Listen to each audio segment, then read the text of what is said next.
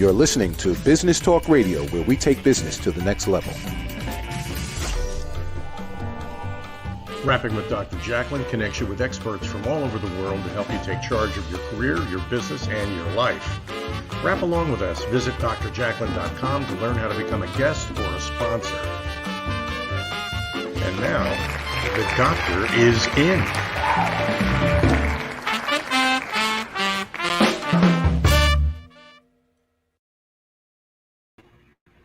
Hello and welcome. We're happy to have you. You are watching Rapping with Dr. Jacalyn. I have a story to tell, but I'm not the one with the story. It's my guest. I'm your host, executive producer, director, and broadcast engineer, Dr. Jacalyn Kerbeck. And this program is all about my guests and my guest's story. Let's welcome my guest who's joining us from the Netherlands, Frank Soonius. Nice to see you, Frank. Nice to see you, and I'm so excited to be on your show. It's not my show. This is all about you, Frank. You are an author, a motivational speaker, a happiness coach. You've accomplished so much. You help people who are dissatisfied with their lives to turn them around and find that happiness, which is such a beautiful thing to do. Thank you for doing that. Thank you for having me. It's such a gift to be able to help people feel better about themselves or change their perspective or just be able to help one other person. And so I love the fact that you're on our program today. I'd like to start out with, what was it that drove you to want to help other people in this way? Well, I want to make it a little bit clear, and I want to do it as quick as possible.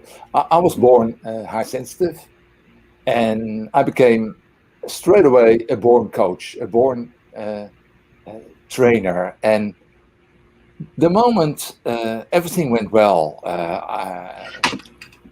the training, the coaching, I was born to do that, and I had success straight away. But you know, sometimes life gives you a puzzle, and I was winning all the time with my teams and my coaching in tennis and basketball and in my work as a research marketer in Amsterdam. But then one day,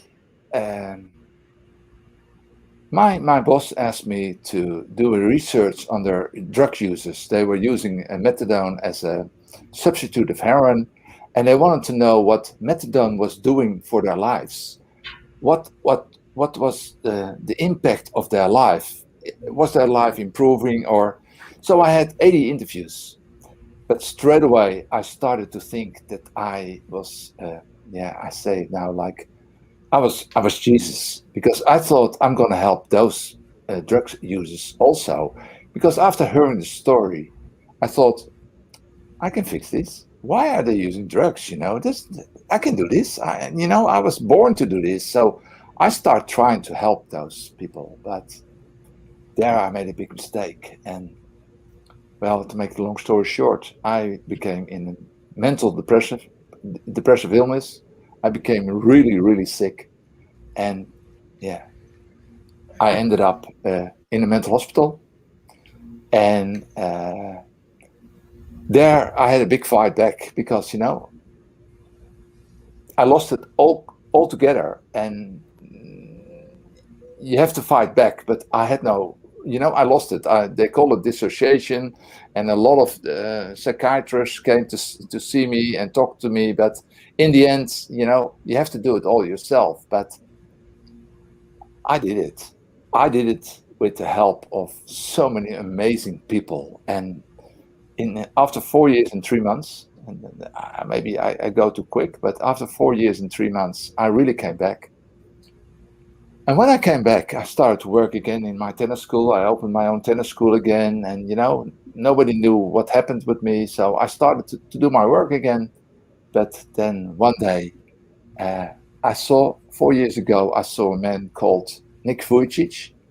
He's got no arms and legs. He's living in Australia. And I listened to his story. and it hit me so hard that, I was doing good.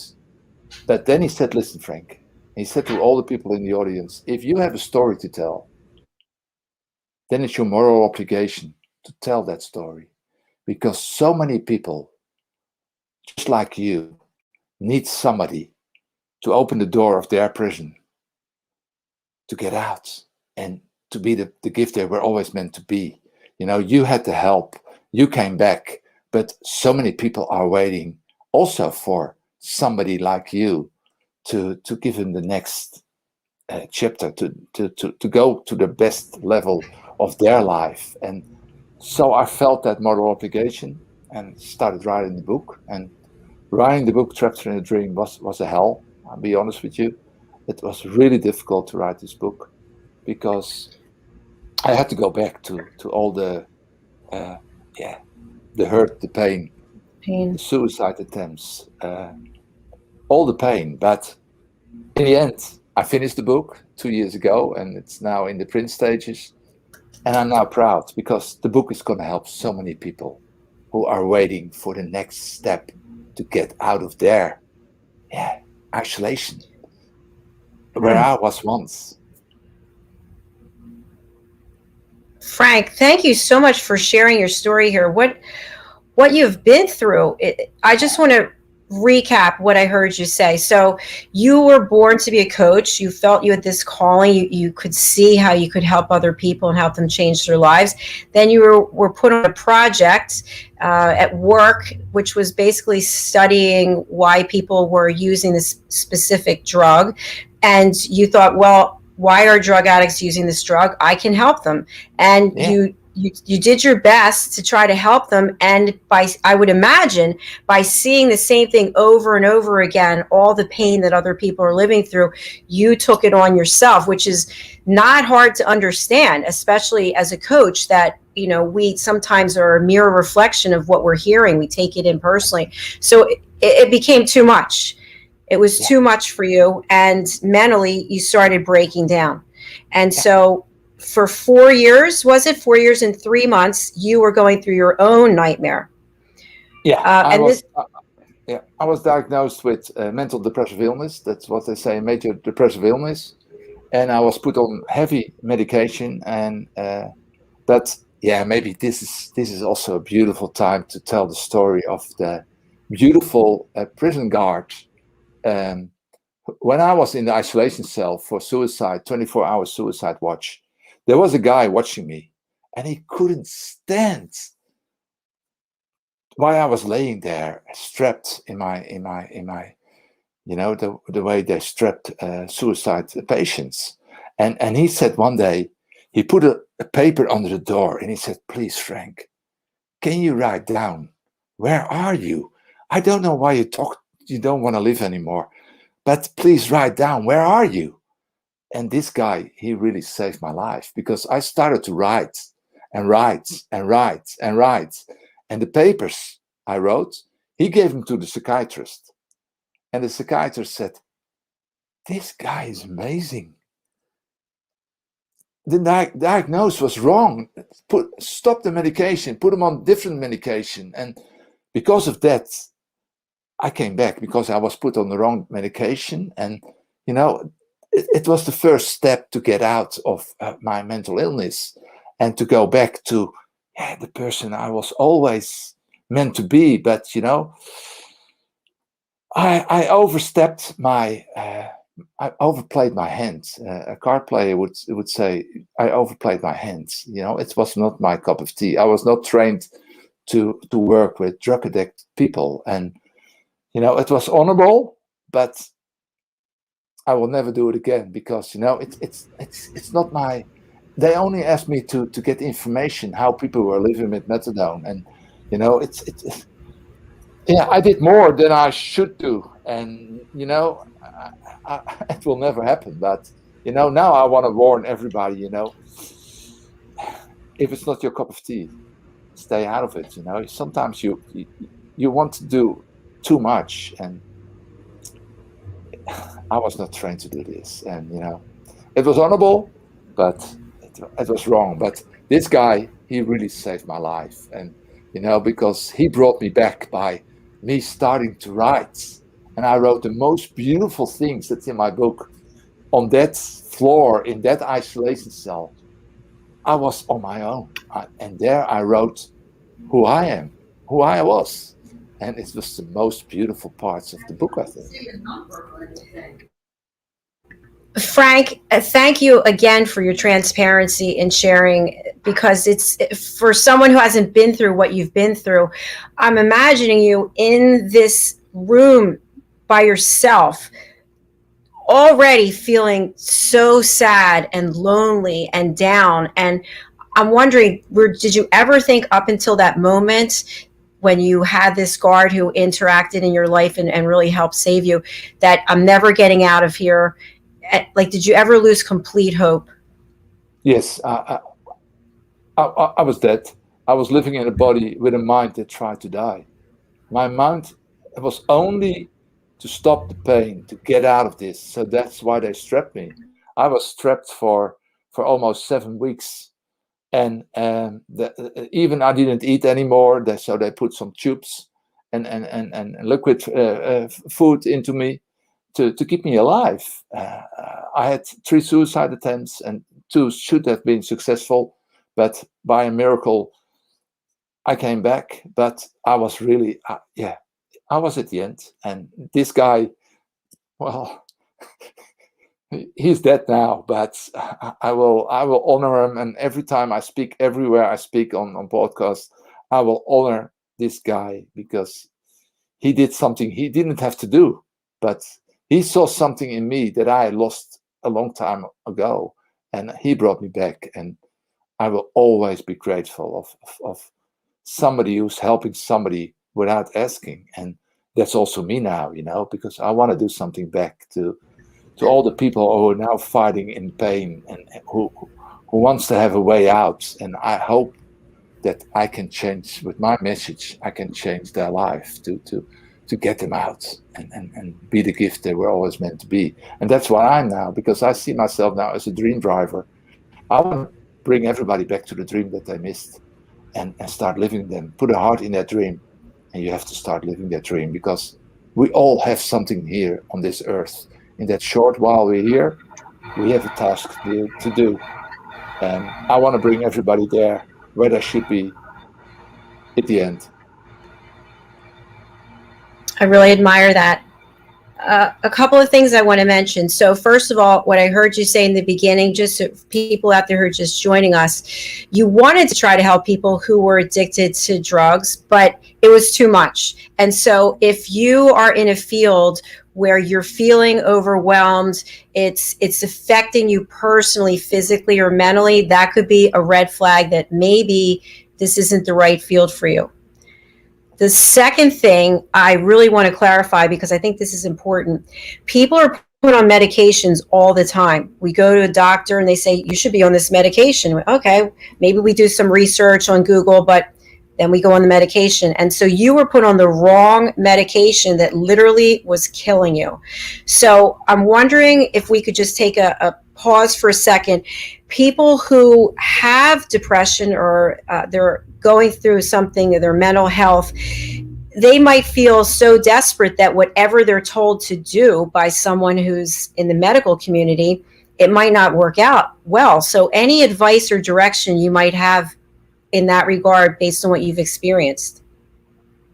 Yes. Here in Holland, I heard somebody say on the television that 40,000 people in Holland every year die of legal medication prescribed that was the wrong medication.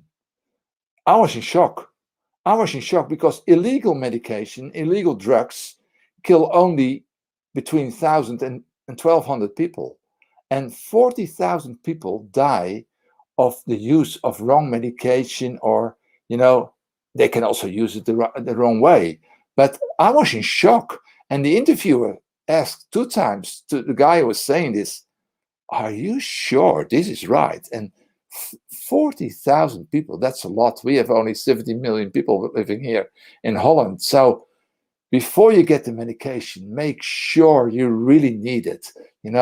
I always say now, you only need 5 people in your life. It's a cheerleader, a best friend, a coach, a mentor, and a protege. And start with talking with people that you really trust before you step into the medication for major depressive illness, because so many times they think it's all a moment. When you see, they think, oh, he's suicidal. Oh, give him this, give him this, give him this. But what we need is really to have contact with somebody to talk about your problem, as the prison guard did with me. He gave me chance to write down where I was in my mind, and he did the right thing. So be really careful before you start using the medication, because you have to make sure that you really need it. That's what I think. Frank, I was writing notes down frantically as you were speaking. I love what you just said about needing 5 people in your life: cheerleader, mentor, coach, best friend, and protege.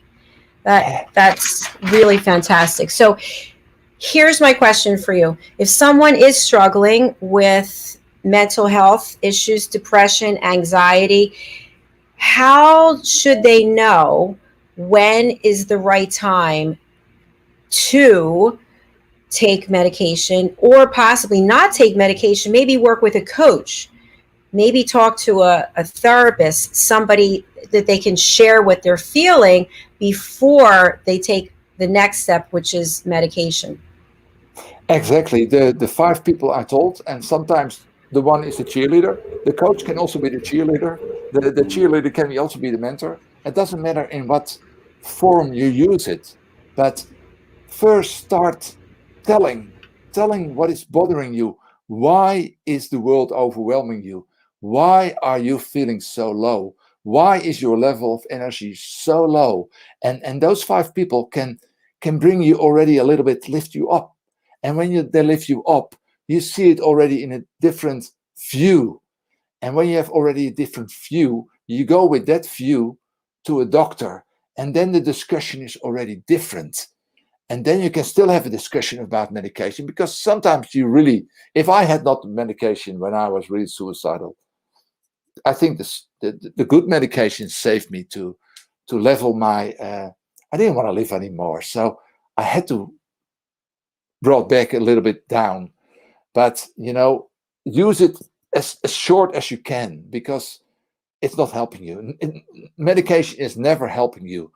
But those 5 guys, if you find 5 those people, they can really help you. So share, talk, and listen. Listen to the good friends who really wants to help you, who really there to support you. And that's what I want to be. I want to be a support for everybody, to say, hey, listen, I'm a little bit down. What can I do? Well, have a go and find your cheerleader, find your mentor, find your coach, find the people you trust, and open up where you are and what is bothering you. And that's going to save you. That's really going to save you. I love the fact that you have the credibility because you've been through it yourself.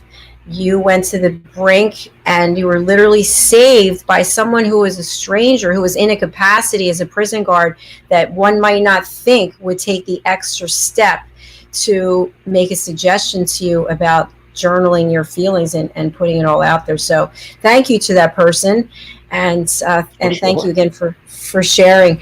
We're going to take a break, and when we come back, I want our next segment to focus on what you're doing now and focus on your book, because we want people to know there is hope. We want people to know that there is support, and we want to hear about the work that you're doing with people now. How does that sound? That sounds great, and that's everything I want to do. So let's do it. Fantastic. Okay, we are going to watch a music video. The messaging, I think, is perfect for what we're discussing. The artist is ILO, I-L-O, out of the UK. Oh, this is her record label, Licorice Dragon Records, and her song is called Heroes in Disguise. You can purchase this over on Apple, iTunes Music. So here we go. ILO, Heroes in Disguise.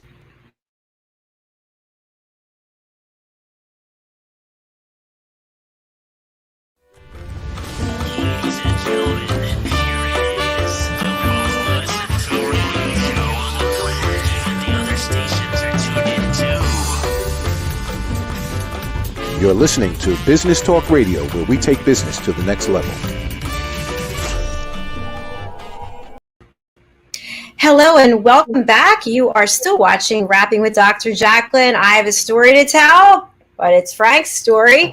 My guest, Frank Soonius, just shared with us his personal journey. He was born to be a coach and went on an assignment to try to help people who had addiction. And he ended up having his own mental health issues that actually led to attempted suicide. And after a 4-year, 3-month struggle, with the help of someone that he never would have thought would have been the person to help him out of the darkness, he has now transformed his life and he is helping other people. Frank, congratulations, by the way, outstanding. Thank you. Okay, so let's talk about the happiness. Let's talk about the uplifting part of it. So tell us what happened that you got on this path now as a happiness coach and started working again with people. Pick it up from there if you would, please. Well, I want to share you. When I was training before everything went down, I always make, in my tennis classes, I always pick the shy girl or the shy boy. I make him my assistant. After half an hour, I see already who is the one who is a little bit shy, and I make him my assistant. And when you make somebody your assistant, you lift them up straight away. And it's so funny that after my breakdown, one of those girls saw me in a shopping mall, and she said, "Is that really you, Frank? Where have you been? I didn't hear from you for a long while." She said, "You have to come to our tennis school." I said, "What do you mean?" She said, "Well, we opened a new tennis school, and yeah, one day, of course, I didn't become a good tennis player, but you did so much good for me. So I think you are the best trainer to go to that new tennis school and be the trainer there." And so the universe always gives back, because that girl put me straight away after my breakdown on my place, and I had my tennis school for 14 years. But yeah, it's an amazing story, and but after that, I was seeing. I told you already, Nick Vujicic. He was born with no arms and legs, and when I was listening to his story, how he became a famous speaker, I felt the need to go the next level, because I had to stop the tennis school and to become the dream driver, to not only work with the children on the tennis school, but go into the world and become a public speaker and a motivational speaker. Because my book is all about self-help, self-grow, and happiness. Because when you're happy, everybody around you is happy.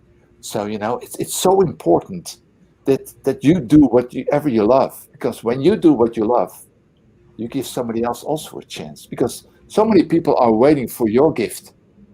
So yeah, it's a circle of life. We have to be the hero in our own story. And I want to become like the Lion King. I want to be the Simba. I want to go back to and spread my story and let everybody start enjoying life how it should be. And it's so exciting, and so many beautiful things are going to happen, and I want to do this. And I was born to do this, but it took a while, but I am the dream driver. Well, that's why it's called a journey, right, in our life, and we go in all directions, and then we find our lane. So Frank, I love the name, the title of your book, Trapped in a Dream. How did you choose this title? I had that title in my head the moment I started writing. I've got still the 30 pages I wrote in the suicide watch in a cell. And so many people are trapped in the dream. I'm going to explain why. We are so caught up with our to-do list that we forgot our to-be list. It's so more important to work on our to-be list than our to-do list, because we are so caught up that we see the dreams. It's an itch. You see that dream. You want to do that dream. You want to start doing that. But every time you postpone it, you say, well, maybe next year when the children are bigger, I don't have the money for it. I cannot afford it. I have to pay the mortgage. And you delay it and you delay it. But life has no overtime. There is no overtime. Now is all you have. So if you don't do it now, you will regret it at the end of your life. And you will say, as my bio was always saying, if I only had lived the life I wanted to live. That's what a lot of people say, almost 80%. At the end of their life, they say, if I only had lived the life I wanted to live. And I want to show everybody, try to do it now. And of course you're going to fail sometimes. But if you don't try, you never know. So, yeah, I love being the dream driver, and let's do this.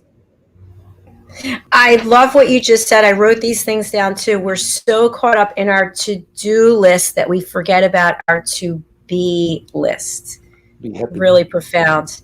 And also, life has no overtime. That's sure. Only a soccer match has overtime, but there is no overtime in life. You never know when it's the end. You never know. There's no referee who's going to blow the whistle. No. He's going to get you, or will you stay here? I also love the fact that you have years and years of experience as a tennis coach, because there's a lot of strategy and things that you learn from playing tennis and helping coach people that you can take into other disciplines of your life. So Frank, when you first start working with someone, what do you find are the reasons why they don't focus on the here and now, and they're standing in their own way in some cases? I call it the 6 P's. It's the energy levels. A car, when you have the gasoline, you go for the gasoline. The lights will flicker, and if something else in the car is broke down, you go to the service and ding it. But your body has no signs, has no lights. So sometimes your energy of being proud of yourself, or believe in yourself, or have goals, or have passion, is at such a low level that you don't see anything anymore. That you're only surviving. You need food. You need to pay the bills. You have to take care of your children. You need money to live, and you have no time to energy to see all the other things. So you have to build up again your being proud of yourself. So many times you forget that you did so many good things already because it's not going well, and you forgot that one day you were a top scorer or you were good in something, but you forgot it because life sometimes brings you so low that you don't see all the dreams that were coming. You don't see them anymore, and you postpone it and you postpone it. So as a dream driver, I have to work on those six P's, I call it, the purpose, the passion, the pause, the proud, the preparation, and for most of all, the positivity. You have to stay positive. And so many times, that's why you need a cheerleader. That's why you need a good friend or a coach, because we sometimes need one of them to lift us up to a level that we still can see that there are dreams and that you're entitled to live that dream. And that's why I want to put everybody in the dream. You only have to put a heart in it, because so many people say, I have a dream, but you can only live that dream when you put a right, full of energy heart in that dream. And that's my coaching now, my dream drive coaching. And yeah, it's amazing. It is amazing, and something that I just want to share and get your thoughts on. Sometimes we, as a human being, we want to share something with someone, and basically we just would like somebody to just listen to whatever it is we have to say. We just want to dump all of our feelings and get them out. But a lot of times that can backfire. And that's another reason to have a coach, because when you share everything you're feeling, people want to try to fix you sometimes, or they get intimidated or overwhelmed, or they have some kind of reaction. But when you work with a coach, you're getting somebody who's not making a judgment, who's there to listen and help you come out with an action plan. Would you say that's correct? That's so correct. And I wish that moment I start working with the drugs people, I had also a coach, because so many people were saying, Frank, are you going well? And I said, hey, listen, I'm the coach. I'm gonna fix this. I'm gonna fix this. But I wish I had a coach there and then, and who should have said to me, listen, Frank, I think you are on the wrong track.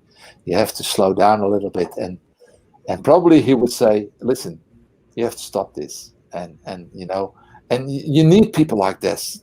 And just like the cheerleader, sometimes you only need a cheerleader who says, come on, let's go and have some fun.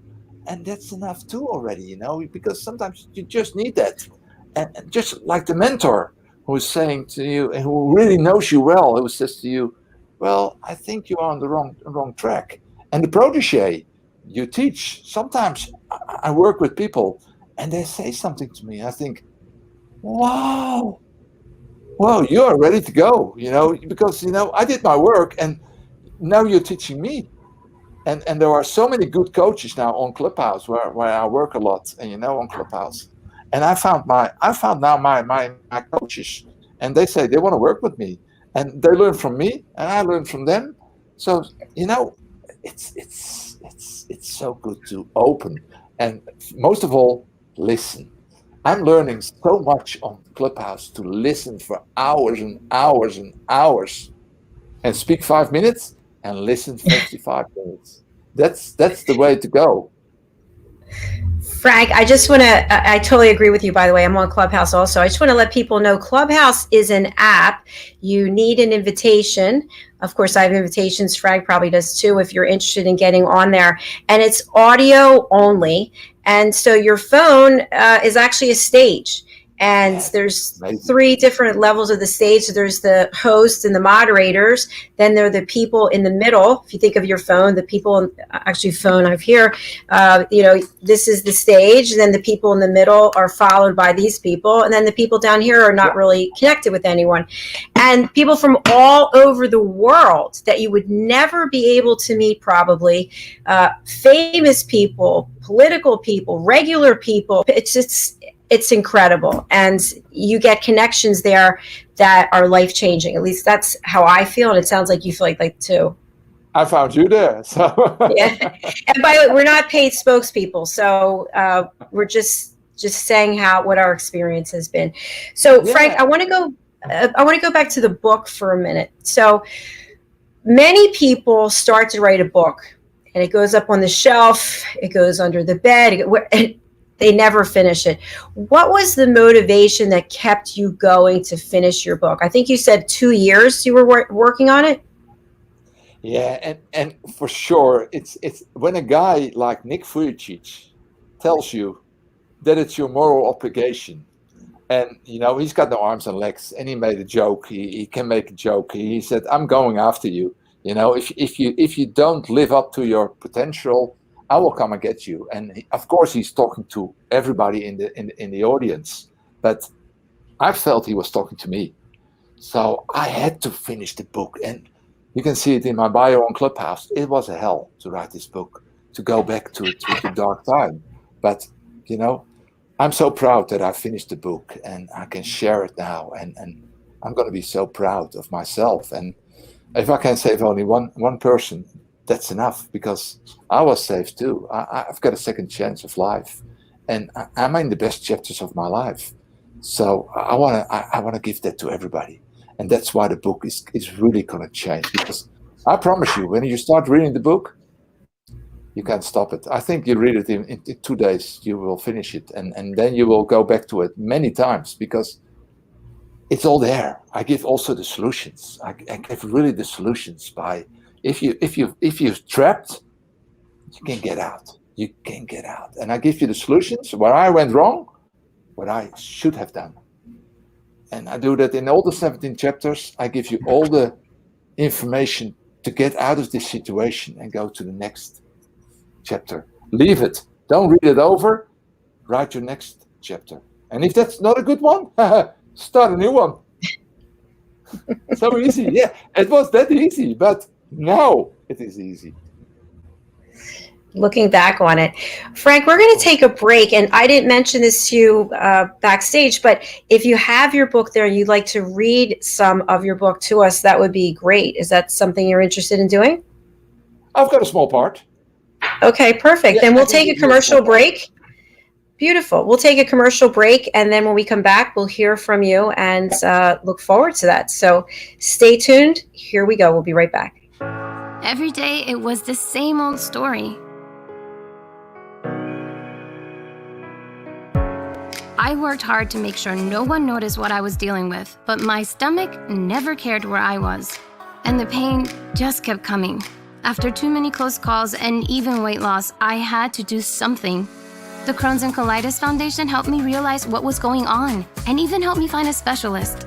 Don't hide your symptoms. Get help at spillyourguts.org. Hi, my name is Zane Carson Caruth, and I'm the author of this book, The World's First Tooth Fairy Ever.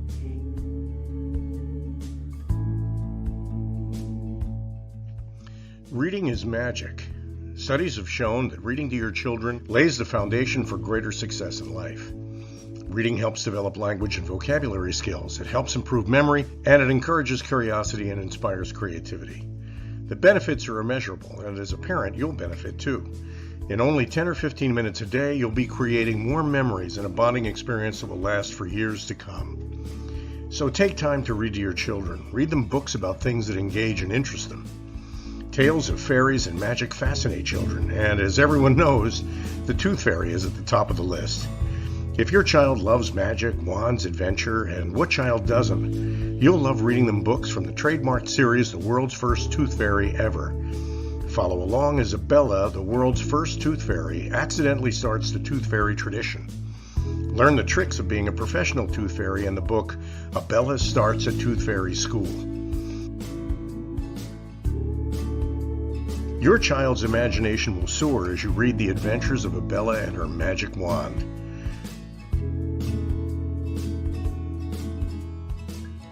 These wonderful books are available at worldsfirsttoothfairy.com and at Amazon, Barnes & Noble, and Walmart.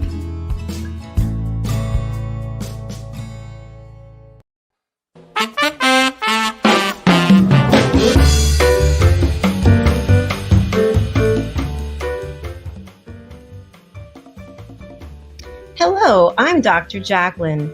Rapping with Dr. Jacalyn presents A Better You. And here to tell us more is the creator of A Better You, Al Seany. Al, welcome to the show. Thank you, Dr. Jacalyn. It's always a pleasure working with you. And everyone out there, you might be a coach working with individuals professionally or personally, or you might be a consultant working with businesses, or you might be a trusted advisor specializing in an area like finance, let's say, or the law or healthcare. Whatever of those roles you relate to, you all have one thing in common, and that is you're working every day to help people become better versions of themselves, a better you.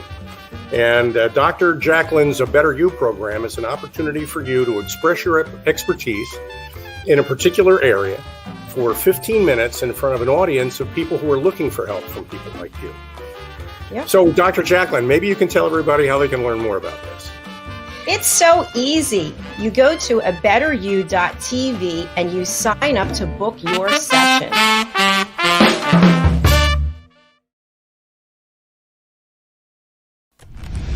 Ladies and gentlemen, here it is, the most listened to radio show on the planet. Even the other stations are tuned in too. You're listening to Business Talk Radio, where we take business to the next level.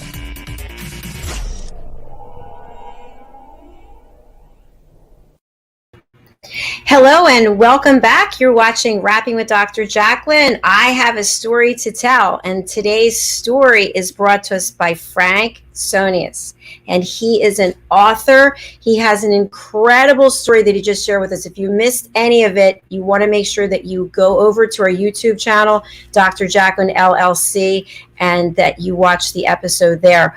Also, you want to make sure that you purchase his book, Trapped in a Dream. He's going to read some of his book to us now. Frank, I'd love for you to tee up where you're starting in the book to read to us. Well, yeah, I don't know where it is, but I read it. It's for my pitch. As we all know, that from the moment you're born, you start living your life, told and taught by others. But is that yours, or what others expect from you? If it's not your life, burnout and depression are around the corner. Well, I think you and I are not meant to resign from life without living your dream life. I know people don't choose dreams. No, the dream will choose you. So tell me, why are you here on earth? What is your purpose? What is your strength? What is your passion? And what will make you real happy? We all have different gifts, but we all have to use them. That's what counts. It's not how much we have or what we own. It's about how much we share and give to the world. So don't think twice. Remember, there is no overtime in life. Now is all we have. So what invention do you have buried in your mind? What idea, what cure, what skill do you have inside to share with the world? So please believe in that dream, in that gift, in your gift. Because if you don't, then you sell not only yourself, but the whole world short.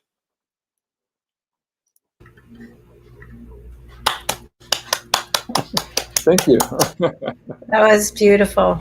How do you feel when you hear yourself reading it? Oh, amazing. I wish I had this book. I wish I could give this book to everybody because, we need this. We really need this because I know for sure, and I see it on Clubhouse, so many people are trapped in their own, I have no story.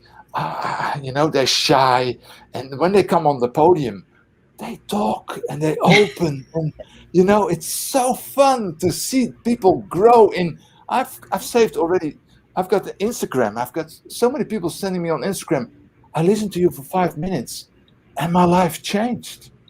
I'm doing so well after 3 weeks, 4 weeks, and it's makes me feel so happy. I'm going to be so happy with this. I wish I can give it to everybody, but I paid a lot of money to write the book but one day hopefully it's going so well I can give it to everybody. Frank, I'd love for yes, and maybe one day you will. That would be terrific. I'm wondering, are there certain people that you work with in terms of ages, or does it matter where they are in the world? What I say at the beginning of my pitch always, the people who are dissatisfied with the life they are living, you have to be dissatisfied. And most of the time it's the people who work for the boss, and they think, am I going to work for the next 30 years with this boss, or I'm going to do what I love? And it's a struggle, and I want to help those those people who are, I say, between 35 and 50, who think, is this all there is this going to be till my pension? No, I want to go to the next level. And of course the children also, the children are now, they have a hard time now with the phones and the media and everything. It's really hard to be a kid at the time also. But I think the people I work with is between 35, 40 and 50, that they think, am I going to do the next 20 years the same thing I did the last 20 years, or I'm going to do what I really want to do in life and be the gift I was always meant to be? And the dream that was there, but they postponed it and pushed it away. And I want to go back to them. That's why I call myself the dream driver. Jump in my plane and we drive back to the dream that you missed. And I put you there. And you put yourself there because you are your own dream driver. And when I see what you're doing, I love this. I think you love what you're doing. So, and I want to show everybody what you do. You must love this. And when I see you work, I see that you love what you're doing. Well, Frank, thank you. It's so funny that you said that. I was in the corporate world working for a boss up until last year, March 6th, when I decided after working with a coach that I was going to leave and go out on my own. And I always had a dream of being a business owner. And if I had stayed where I was, none of this would have been possible. This is amazing. Yeah, this is exactly what I wanted to do, what I'm doing. You know, this is what the world needs. And you are the example of what the world has to do, you know, and so many people have that struggle, because it is a struggle to go to the next level, but, you know, create your own fantastic future. And I think it's just, and I think you'll agree that it's just that fear. It's the fear of what if I don't make it? What if, you know, what happens if I give up a paycheck? I give up benefits. I give up all these things. But if you don't let go, because it's bringing you down anyway, right? Isn't that what you find? That people they're depressed, they're anxious, they're unhappy, dissatisfied. Doubt killed more dreams than failure ever did. It's the doubt that always keeps us low. And that's why I have to bring your level of being proud of yourself, your belief. I have to go to a level that you say, well, I'm going to do it now. But most of the time, the levels are too low that you step into it. You know, you're so afraid of failing. And we all have that. But Denzel Washington says it's correct. Fail big. Please fail big and do it as quick as possible. Do it as quick as possible. And come back. You know, then it was not for you. You know, and you know, it's I love being a dream driver. I love being a coach and a trainer. But the dream drive is, I was meant to be a dream driver. And I agree. I see that. Definitely. I want to ask you something else that I think is pertinent for people out there who want to leave what they're doing and do something else, but they have obligations. They have a spouse, they have children, they have overhead, they have bills, and they're being told by the other people, you can't do this, because if you do, it might not work out and we might lose everything, and so on and so on and so on. So how do you keep that dream alive and keep driving towards it when you've got like balls and chains holding you down, pulling you down? Well, there's only one answer. Create your dream team. Create that team around you where you can share your fear, your doubts, your insecurity, and talk about it and make a decision. But you need a team around you with positive people. Don't tell everybody, because you just said it so right. There are so many people who say, when I said I'm going to be the dream driver, I'm going to write a book, they say all to me, no, you're a good coach, you're a good tennis teacher. No, you have to stay here. And they did it for themselves because they didn't want to lose me. They want me as a teacher. But, you know, they all said, no, you're not a writer. And of course I'm not a writer. You know, it was my first book. But I didn't know that I was good in it. And I think I have a good book. I'm not a reader, but I think I would read this book instantly because I needed this book. I wish that this book was there when I needed it. So, you know, be your own leader, you know, and create that team around you that you can share everything and share your doubts and talk about it. And don't go to bed and turn and toss and turn and toss. No, share it with people you trust and create a team around you and make then the right decisions. And sometimes you will fail. I promise you. I promise you that you will fail. But then it's not for you. But most of the time when the team is all right, the decision is going to be all right, and you're going to be there. And you will, if I can do it, I think a lot of other people can do it too. So, you know. Yes, I agree with you. And I think also that when you have that dream team around you, that when you go back home or you're with the other people in your life you're supporting, or, you know, who are maybe concerned about what you're doing, you're going to hold yourself with a certain level of confidence. You're going to act a certain way because you really believe in what you're doing. And when you have your doubts, you share them with your team. And then when you come back to your family or loved ones, you don't have any more doubts because you already talked it through. Exactly. And, you probably did the same, and the people who are all successful, if you ask them back, they had support. They had a partner who was really supporting them, or they had a family around them to support them, or a friend, or, but we all need support. We all need somebody who says to you, it's okay, you can go for it. We all need that because the two voices are always there, the enthusiastic one and the one that says, oh, be careful.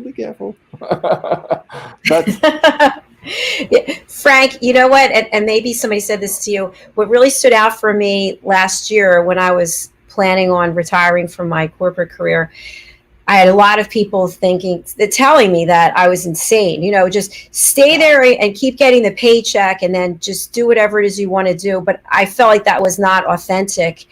But somebody said to me, I'm so proud of you. You're so brave, because I wish I could do it, but I'm too afraid to let go. Even though I'm unhappy with what I'm doing, I'm too afraid. And I'm just looking at you and saying, way to go. Yeah, it is in my book. The way you talk, it's exactly in my book. It's there, but you did it. And so many people still have to hear it from you and from me and from the book. It doesn't matter where they hear it, but they have to get their energy level up and say, hey, listen, it's my decision, it's my life, and I'm going to live my life.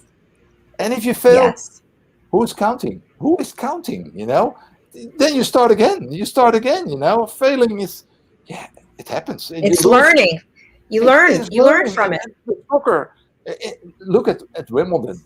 164 people start Wimbledon in the first day, and after the first day, half has lost, but they were good players. They were good. Yes. Yes. So. Frank, I want to share this with you. I played tennis in high school. I was the co-captain of the tennis team, and then I got a scholarship for college, but I didn't go there. And eventually I stopped playing. But my mom has played tennis through her whole life, and she has all the tennis matches on. Every tennis match that there is, she has on. So I just love the fact that you have that tennis background. Are you still coaching in tennis? Do you play tennis anymore? Yeah. This is funny to tell. Sometimes on the Saturday morning, and my girlfriend is sitting inside, she knows that some people are still calling me 4 or 5 years later, and they ask me, Frank, are you in the neighborhood? Can you come to the tennis club? Because if you're only on the tennis club, I play already 2 times better. I'm so nervous today. Can you watch? And sometimes I put my car there and go shopping, and when they see my car, they're already improving by 30-40%. Because they think, hey, Frank is close by. And when I walk up the court, they are a different person. So sometimes it's so nice to see in the morning my telephone and all the people were asking, can you come and watch my game? Can you be there? Can you talk to me? It's so funny. So many people, it's a mental game. Tennis is, you have to hit the winning ball at the right time, at the right moment. That's why Roger Federer is the winner, because he can play that ball at the right time, where he has to play the ball. And that's so important. And that's why I learned my students, I learned them to be a winning player, to play the right ball on the right time. And that's so much fun to do. Because it's in me. I can see it, I can feel it, I can do it. I was born to see it because I'm high sensitive. I can see the tension in the game. And it's so funny that still big guys now, 30, 35, still call me, Frank, can you come and watch my game when you're there? It's so funny. I love that story because the power of the mind. So they call you and then you leave the car there and they think you're in the car, and just thinking that you're there, they're playing better because they know you're with them. That says a lot, Frank. That says a lot about you. So tell us where and when we can get your book, Trapped in a Dream. Well, I've got here the brochure, and he is there, and Beautiful. it's that's a little thing, but that's I have to be patient. But the editor is making a mess out of it. I'm going to be honest, and but I've got so many messages this day that they're really onto it, and the last corrections are done, and the call out boxes are done, and the forward is done, so it can go to the printer. So. That's exciting. Frank, are you, and by the way, I can totally relate to the editing thing because I just published my first book in May 22nd, and it has to be edited, I think, 8-9 times. Finally, you have to say, that's it. I know, it's going up and down and up and down and up and down, and I'm getting. Yeah, at some point, I think you just have to say that's it, enough, and you can do revisions. But are you planning on publishing it through Amazon or through some other entity? Probably, but I've got a Kennedy's. My publisher is in Canada, and I've got my rights of my book is all with me. So I paid one amount. I get so many books, and then I'm free to do whatever I want to do with my book. It's my book, the rights. I got even the probably the movie will also be there, and because it is a story. It's definitely movie worthy. Definitely movie worthy. I think it is, and I also because of the lessons in it.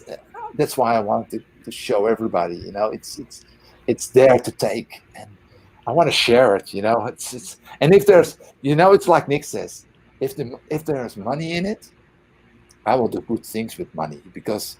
You know, Nick is sponsoring Africa, and he's sponsoring 160,000 children in Africa with school, medical care, books, and everything. And he said to me, Frank, do you know how you sleep? When you know that now people are in Africa with a full tummy, going to bed, in your pajamas, and you give them a chance of life. And then I thought, well, if there is money in it, I want my own village there somewhere and do the same, you know. I would love to go to bed knowing that I give somebody a better life somewhere in the world. And, you know, that's why I hope, you know, I don't need much, you know. I've got a good life. You know, I can eat, I can drink, and I can talk to you. I've got a computer. So what do I need more? But there are so many people who are not having that. And I want to give them that, and if I can do that with what I'm doing, what I love doing, I hope I can do. So, yeah, that's exciting. It's your whole face lights up. I love it. You are a beautiful person. I love it. I love when Nick's saying that he goes to bed, and you say, "How do you sleep when you know so many people are now eating what you give them? They go to bed with a full tummy," and I love that expression. So, yeah, that's my thing. I love it too. Where can we find you on Clubhouse? Are you running any rooms or clubs? Yes, I'm starting my room, the Dream Driver Club. It's the Dream Driver Club. And now, you know, the word is spreading now so quickly. They all ask me to moderate and to sit there in the Winners Club. I'm going into the Winners Club, and with Pete Cohen, the guy with the duck. He's got the same hairdresser as me, and he's got a red duck. And he's so amazing, and he's in London, and I'm gonna meet him very soon because this guy can coach me. You know, he's got good control. But he said, Frank, you are back. You are definitely back where you belong. But I have to be careful. You know, I don't want to make the same mistake twice. You know, once I went overboard, so I want to keep it small, keep it to myself, and you know, the anxiety is sometimes a little bit too high. You know, I love talking about this, but I have to keep it a little bit small. I really appreciate that. You're setting boundaries for yourself. I have to. I know, and everybody should do that. You know, it's good to say sometimes, no, I'm not going to do it. But you know, I was never thinking that we're going to do something like this. But you know, I love it, and I love that I did it. You know, it's amazing. You truly have an amazing story. I would love to interview you for my second book. It's called Behind the Mask, Stories of Hope, That's Inspiration, and me. Overcoming Adversity. So yeah, I'm actually, I'm only interviewing 10 people and I'd like you to be one of them. So I'll reach out to you on that to see if For and when you're sure, available. because the mask is killing so many people. It's so many people living behind a really closed mask, and I was one of them. Yes, and I'd like to, in the interview, I'll delve further into your story. So thank you again for being here. I hope you'll come back after you have released your book and For share with sure. us how things are going. You are amazing. The questions, the way you did it, you were born to do this. You did right to get out of the corporate world and do this. You are born to do this. Thank you, Frank, the dream driver. You're born to do what you're doing. So for people who are listening on the radio, what's the best way to get in touch with you? Well, if you go to my Chapter and Dream, it's also the business page on Facebook. The Instagram is Frank Soonius. And Chapter and Dream, you see the link for my website. And you can there leave the info at franksoonius.com email and give me an email, and I'll let you know when the book is out. And my squeeze page is going to be soon out also, because it's ready, but it's not there yet. But I will tell that when it's there, and everybody will find it. So yeah, you can find me, because Chapter and Dream, the book, is at the moment it's going really well. And so many people are talking about it, because we all need this, and you're an example of go to the next level. And I'm so glad you did, and I hope a lot of other people will do it too, because it's your gift, it's your life, it's go and get it. Go get it now. I just wanted to share Frank's on Clubhouse. Here he is. So just go over there and follow him. He's also got his other links at the bottom. Everything is there on Clubhouse. Yeah. It's all here. So please do go over there and follow him, as I am. And Frank, it's been a pleasure. I'll be in touch with you over the weekend about the book and interviewing you for that. Thank you. And I wish you a really good weekend. It's getting dark now here, and it was amazing. Thank you for having me. Thank you, Frank. I'm sure you'll be back again, and I look forward to speaking with you. Me too. All the best to everybody. Thank you. Bye, Frank. Bye-bye. Thank you. Oh, I just loved having him on this show. So much energy. And his story is one of those stories that you think is only in a Hollywood movie, that somebody in a drafting room somewhere came up with this story, but he actually lived it, and he's here to talk about it. And not only that, you didn't hear him angry. You didn't hear him blaming anyone or saying that it was because of this or that this happened to him. He has taken his life to be all about helping other people within his own boundaries, which I think is really important. So thank you, Frank. I honor you, and I'm so glad you were here today. Okay, a couple of other things. We've got some other shows coming up today. We've got, it's coming up shortly, presenting Pet Psychic Amina, who teaches us the value of talking to our pets and to our plants and being good to the environment, taking care of this earth, because each species helps to facilitate part of everything that we need to live, and we need to live and coexist together. Then after that, we have Story of Hope, Inspiration, and Overcoming Adversity, the show. And finally, we have the variety show. For the rest of the summer, we will be putting the variety show on holiday so that Dr. Jacalyn can have some time off. So we have a few more variety show episodes, and then we'll be bringing it back in the fall. We have a new show starting, which is starting on Wednesdays. It's called An Audience with Celebrity Psychic Gemma. And this show is about authenticity. Gemma will not be aware of anyone coming on the show. We will not be putting anything on social media about anyone who books to be on the show. And in fact, if you want to have a reading with Gemma, you will not be brought onto the broadcast until after the show already starts, and you will not be using your name. So this way, Gemma has no idea who anyone is. We also have another new show that's starting. It's going to be filmed on location in Scotland, and it's a food and beverage show. So it's actually going to be with 5-star chefs sharing beautiful presentations of meals and dishes that they prepared, and how that gets combined with certain beverages. So we look forward to that. And finally, as you heard me mention to Frank, I am writing my second book. My first book, Behind the Green Screen. Actually, after I launched it May 22nd, it went to bestseller June 4th at 4:50 p.m. And I just remind myself of that because I'm alone most of the time. So I'd like to remember the great things that you do. And so the next book is Behind the Mask.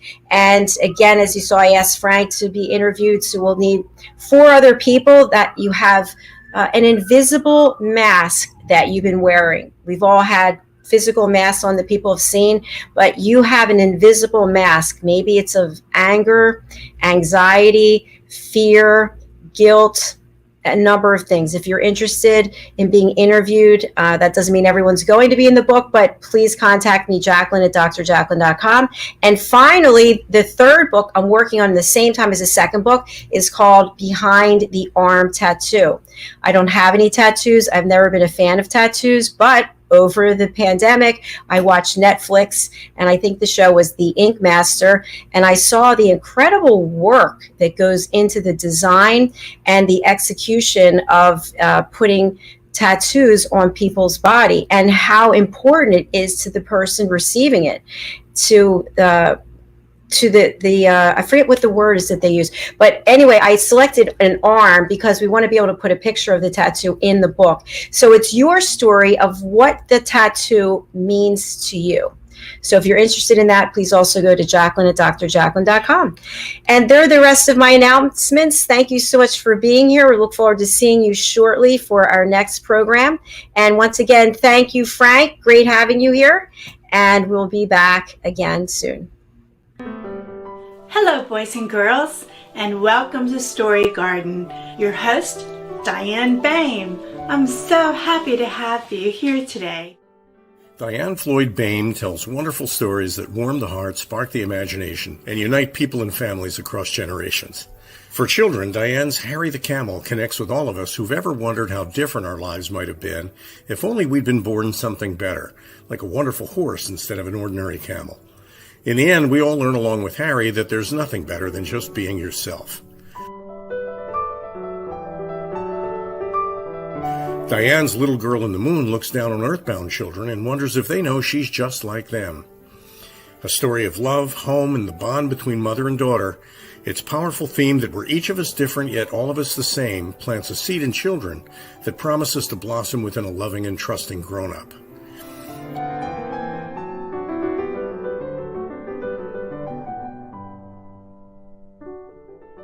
Diane's new biography, Rise, recounts the experiences of her grandmother, Ruby, to reveal the hidden strength of the human spirit.